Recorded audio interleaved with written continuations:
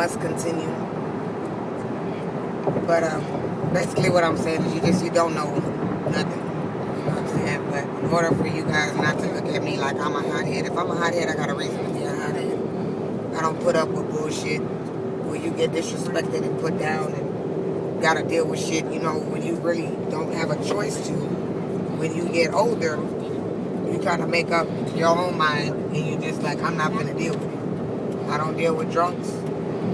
I don't deal with big mouths. I do not, loving hip hop, I do not deal with disrespect. I do not.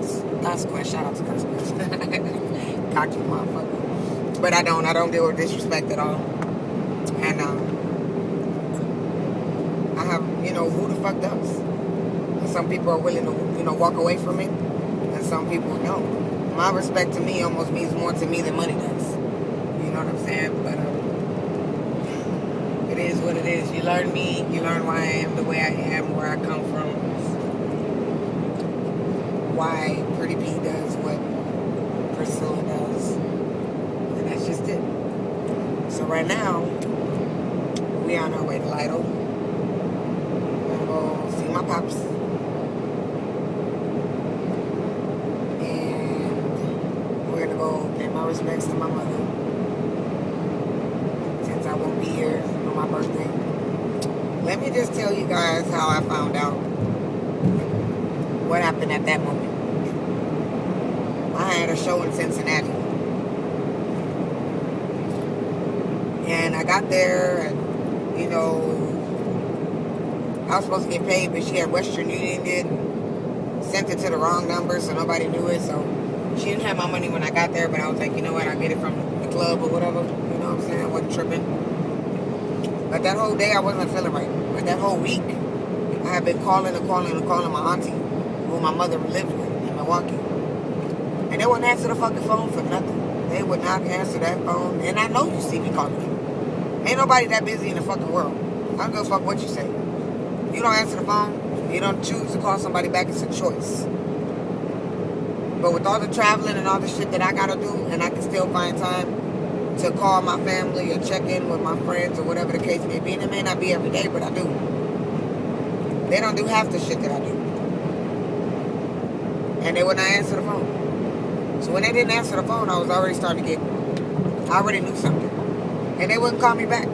So my mom had gotten sick in October. And I was then going to come down, fly up there to go see her then. She was hospitalized. Her body was, she had a lot of low sodium or too high sodium or something along the lines. And she had MRSA. And she was hospitalized. She was in ICU. So at that moment, I wanted to fly up there then. My auntie had told me, don't do it. Just wait, because I was going to surprise her for Christmas. I had already bought her a Christmas present and everything. So, me and my fiance at the time were supposed to fly up there and go surprise her, for Christmas. So I was like, no, she's okay. If she gets worse, I'll let you know, but you don't have to come down here. If you want to, you can, but I'm telling you, just save your money and come for Christmas like you were. So I said, okay, and I kept up with her, and she eventually got out of the hospital, and she was all right. So I thought. But the only one that was there to let me know the status on my mom, her health, her condition, or anything was my auntie.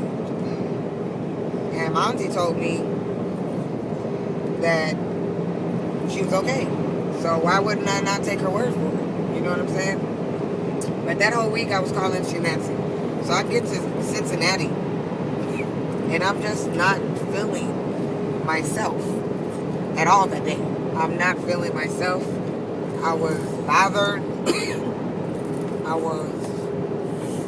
My energy was gone. I wasn't really feeling like socializing, which you guys know when I go do my shows, I'm very sociable. I'm very approachable. I'm very, I'm a socializer. I'm easy to talk to. I don't ever walk in the club like, don't talk to me.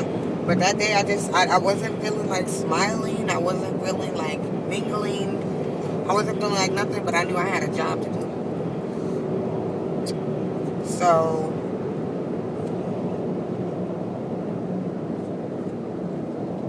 sorry. Just gonna pull over on the side of the road, no signal light or nothing. So when I was going to my show, the promoters came and picked me up. And I just was still the same way. Hours had gone by and I was still like, blah. I get to the club and I walk in and I speak, you know, whatever. And I just said, you know what, I'll be right back. And I went outside. And I got outside and I called my friend and I said, you know what? I said, I'm not feeling right. My energy is off. I don't know what's wrong. But I'm not feeling right at all. So I go, you know, she's like, just go in there and do your thing. It'll be over with before you know it. You'll be all right. And I said, you know what? You're right. I went in there to do my thing. And,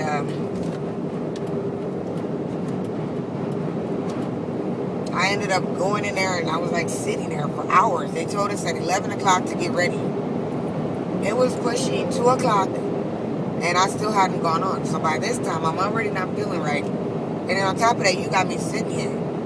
Like, it wasn't even that many people on the show. It was like 6 people on the show, but all six of them had like 5 shows apiece.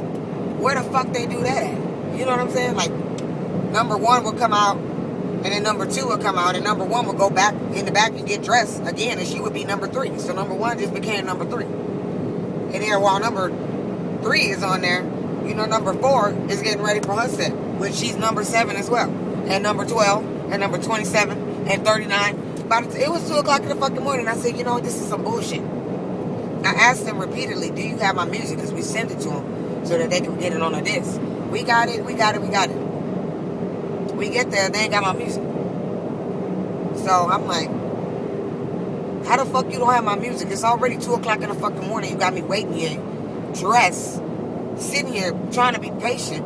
From 11 to 2 in the morning, I'm sitting there, dressed, waiting. Oil done dried up, motherfucking hair done dried up. And now you ain't got my music? I said, I ain't got time for this shit. Grab my fucking bag. Did them hoes take me back to my hotel? Nope. Talk about they didn't like how I was talking to them. Well, I don't like how the fuck you handling me. Fuck how I'm talking to you. I got a reason to talk to you like that. I've been sitting here for hours. And then finally my turn come after the catastrophe of a show that you had. And you want to tell me that you ain't got my fucking music? How unprofessional are you? Fans was tired. They was leaving. You know what I'm saying? But they had niggas. They had this one bitch. I'm not gonna call her a bitch because she ain't even do nothing to me. But this one chick, you know, she was a little thick one, and you know, I'm all for the meat. I mean, this girl tried to sit on a bar stool on top of the stage and fell back. Boom, hit the floor.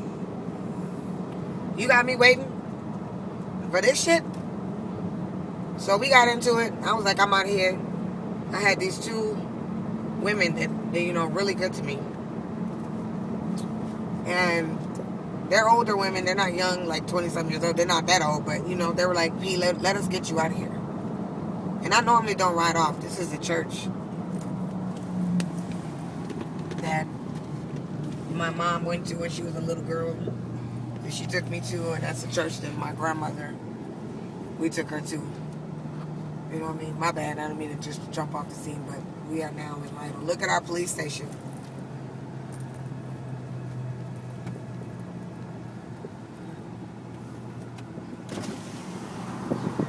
So anyways, I get into it with them. They were like, let me take you to your room. They take me to my room. After they take me to my room, you know, they stayed there to make sure I was okay. I hadn't gotten paid. You need some food? You need something to drink? I said, no, I'm okay. I could not sleep. It must have been about 7 in the morning when I went to sleep. 7 something. And I finally went to bed.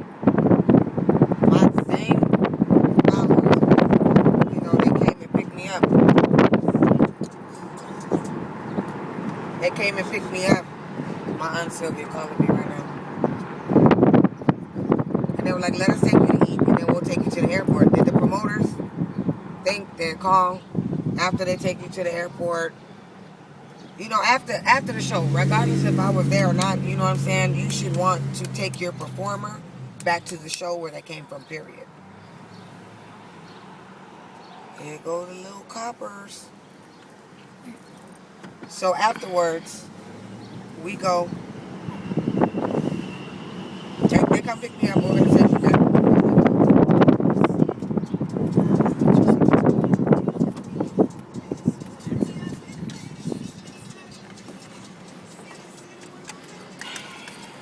They pulling you over?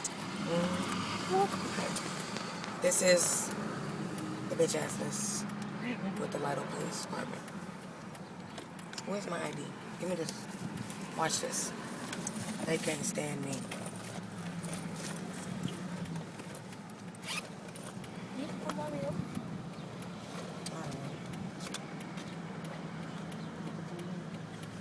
Hello there, man.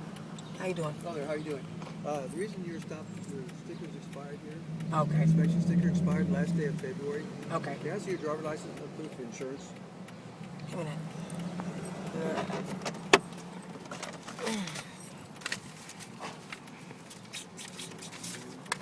Is this your current address, ma'am, in Lakewood, Washington? While I'm visiting here, I'm getting ready to move here, back here, so I'm going back and forth at the moment.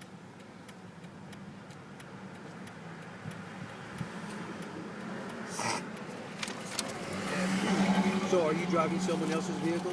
No, this is my vehicle.